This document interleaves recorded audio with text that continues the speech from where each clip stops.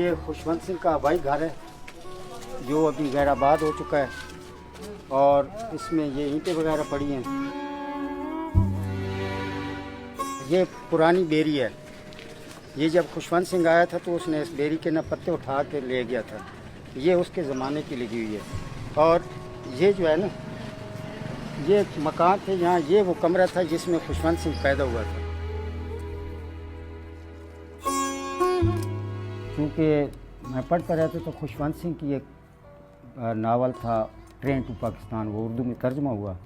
वो train to Pakistan मैंने पढ़ा तो वो अच्छा लगा।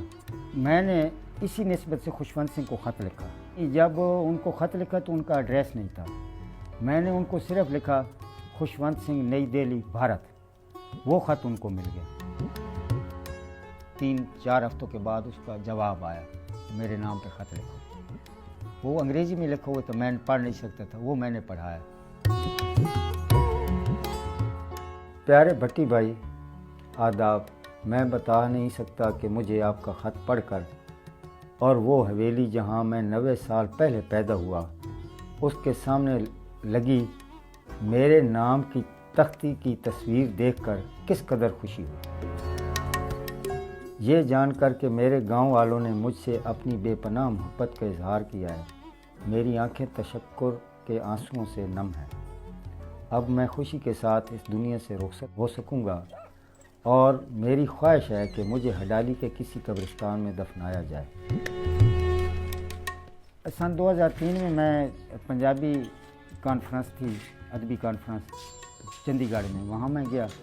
वहाँ मुझे दावत थी, मैं गया। तो वहाँ जब गया तो मेरे जहन में आया कि मैं अभी यहाँ आया हूँ तो इस मौके से फ़ायदा उठाना चाहिए, खुशवंत सिंह से मिलना चाहिए। बाई फेस मेरी उनसे मुलाकात नहीं है तो क्यों ना उनसे मिला जाए। उनसे जो इंतज़ामिया थी, मैंने कहा जी कि खुशवंत सिंह से मैं मिलना चाहता हूँ। उन्होंने कहा जी कि वीज़े की पाबंदी है, आप चंडीगढ़ से आगे दिल्ली तो जा नहीं सकते। उन्होंने उनसे रब्ता किया फ़ोन के ज़रिए। मैंने कहा खुशवंत सिंह जी अस्सलाम वालेकुम। उसने कहा वालेकुम अस्सलाम। मैंने कहा खुशवंत सिंह जी, मेरी ये ख्वाहिश थी कि मैं आपसे मिलता, मैं यहाँ एक कॉन्फ्रेंस में आया हूँ, अदबी कॉन्फ्रेंस में आया हूँ। वो कहने लगे खुशवंत हैरान हो के, वो भट्टी तू कित्थे आ गए, पंजाबी में। जब उन्होंने ये बात की तो उन्होंने वो रख दिया, हैंडसेट रख दी। मैं टिक टिक हेलो हेलो करता रहा, फिर उन्होंने फ़ोन बंद कर दिया। तो असर के शाम को जब देखा तो वो खुशवंत से खुद मिलने के लिए आ गया। जब आया तो मिला, तारुफ हुआ, बातचीत हुई। फिर तो वो अपनी यादें वो कुरेदते रहे कि हाय, बात थोड़ी थोड़ी देर के बाद कहते थे हाय हडाली, हडाली यार बहुत अच्छा शहर है, हडाली बहुत अच्छा शहर है, मुझे हडाली से बहुत प्यार है। ये बातें करते रहे। तो उसके बाद फिर ख़तो किताबत ख़त्म हो गई। उसने टेलीफोन नंबर दिए, ये मेरा नंबर है, तो कभी कभार फिर उसके बाद फ़ोन पे कभी कभी बात होती। मेरे पास 2-3 घंटे बैठ रहे और उन्होंने ये कहा, उन्होंने कहा कि मैं मर जाऊँ ना तो मैं चाहता हूँ कि मेरी राख हडाली में दफन हो जाए। तो उनकी वफ़ात के बाद फिर जब वो उनकी मिट्टी आई, राख आई, तो वो हमने लगा दी।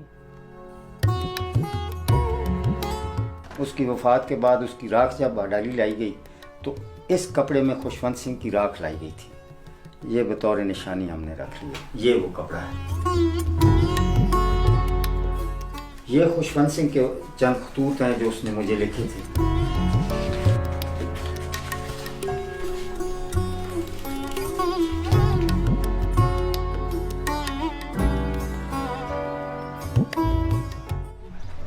ये वो स्कूल है जिसमें खुशवंत सिंह ने पढ़ा।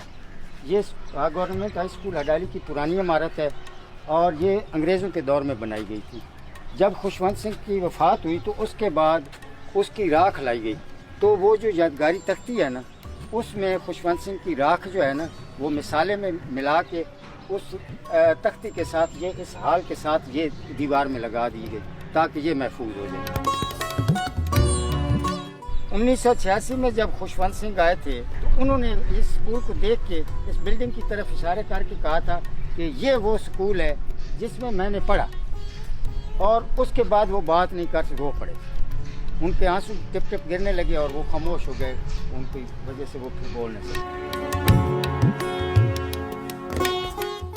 मैं तो आम सा आदमी हूँ, सिर्फ शौक़ है, लिखता हूँ, पढ़ता हूँ, किताब, सारी ज़िंदगी मैंने किताब को दोस्त बनाया। असद अली भट्टी तो जी आम से एक आदमी है, तो बस क्या है, बस वो अभी ज़िंदगी की शाम होने को आई है, पुरानी यादें ताज़ा करता हूँ, कभी हंसता हूँ कभी रोता हूँ, कुछ पढ़ता हूँ कुछ लिख लेता हूँ, बस यही अभी वक्त गुजर आया है।